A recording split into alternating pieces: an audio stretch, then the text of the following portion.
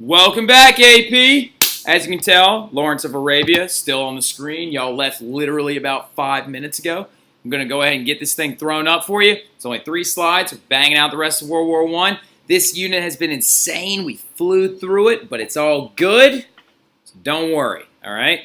Now, getting back into what we're talking about, though, we have a lot of little things to clear up. So we just left off with the Paris Peace Conference and the compromise being the Treaty of Versailles itself, even though, ironically enough, we vetoed it and never approved it. I keep turning my bow tie the wrong way. There we go.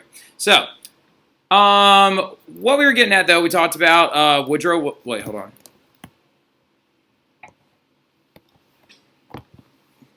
Can I be Woodrow Wilson right now? It's like a face and hole kind of a thing. What's up, Clement Sue? Some of y'all probably thought that was dorky as all get out, but I don't care. Now, anyway, but speaking of, this is, of course, the picture from the Paris Peace Conference. And going forward, one of the big clauses of the Treaty of Versailles was the war guilt clause, right? We talked about this briefly in class today, but basically the war guilt clause said it was an article of the Treaty of Versailles that declared that Germany was going to accept sole responsibility for the war and had to pay reparations equal to all civilian damages. Now, the ultimate irony behind this war guilt clause, but what this war guilt clause did was it actually solidified the idea that Germany understood why it was paying all this money for these reparations. And like I said, they didn't even finish paying those off until 2011 of 2011 of November. Now, or November of 2011. But the war guilt clause was a really messed up version or messed up part of the Treaty of Versailles, simply due to the fact that when you really look at it, the Austro-Hungarians and the Russians had just as much involvement with the start of World War I, including also the Serbians had just as much involvement with the start of World War I as the Germans did. The Germans are responsible for escalating the war. This is very true. But they probably shouldn't have accepted full blame. Now, these reparations are going to lead to a lot of... this war guilt clause is going to be the first domino that leads to a lot of other problems, including the extremely depressed economy in Germany, the inability for the Germans to actually repair their own civic areas, as well as civilian losses.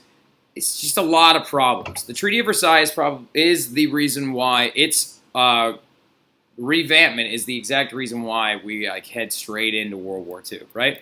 Now, going forward, though, we got the peace in the Middle East. Ha! Yeah, right. Anyway, now, the peace in the Middle East problem, or part of World War I, includes that guy we were talking about, Lawrence of Arabia, right?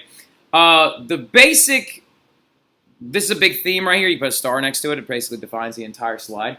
Is the breakup of the Ottoman Empire. Now, remember, if you don't remember, Arab nationalists are going to feel very betrayed due to the fact that they were being encouraged to have these Arab revolts within the Ottoman Empire, and they were being told by guys like Lawrence of Arabia that which I think is such a cool character in history, like this guy, a British elite, obsessed with the Arab ideas and Arab culture. He's really into his motorcycles and actually successfully goes and helps the Arabs try to rally forth and destroy the Ottoman from within.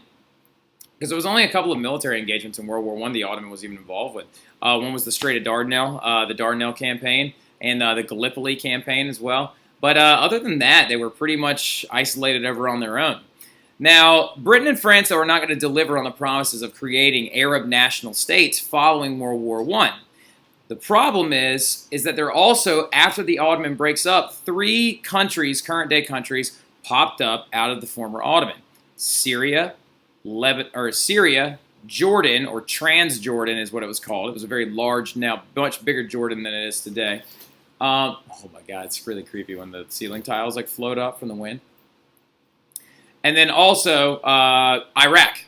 Well, the messed up part about it is Britain and France, after this breakup happens, they are going to imperialize these 3 new places. Britain got Iraq and Transjordan, and France got Syria. They just didn't touch Turkey.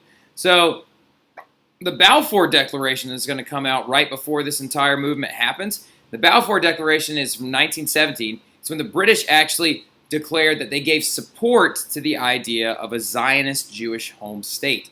Now, this is going to create a large rift within the Middle Eastern community due to the fact that about 10% of the population in the Ottoman Empire was Jewish, right? And they actually are going to start migrating towards this area they believe will be their Zionist state. Now, the General Syrian Congress was really cool because remember we had the Paris Peace Conference, right?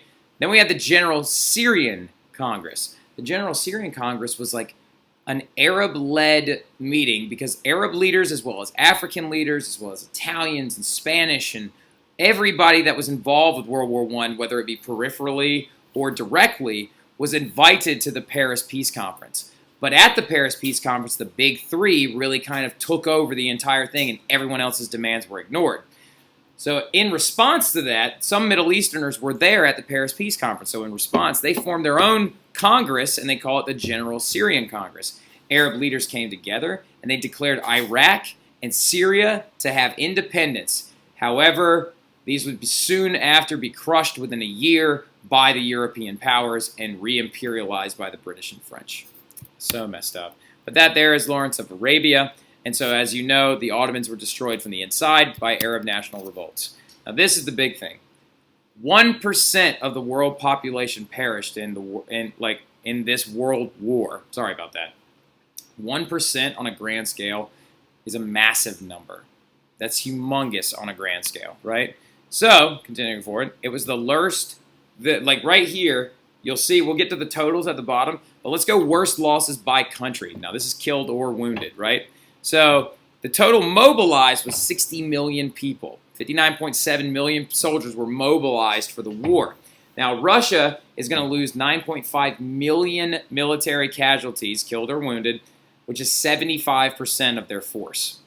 Germany, 5.9 million, which is 54% of all their forces. French Empire, 5.6 million, which is 75% of their entire force. They actually had a very small mobilization force by comparison to the other European countries. And then the U.S. only lost 321,000, which was only 8% of our mobilized force. However, 8.5 million soldiers were killed during World War I. If you include wounded into this casualty number, it's 35 million.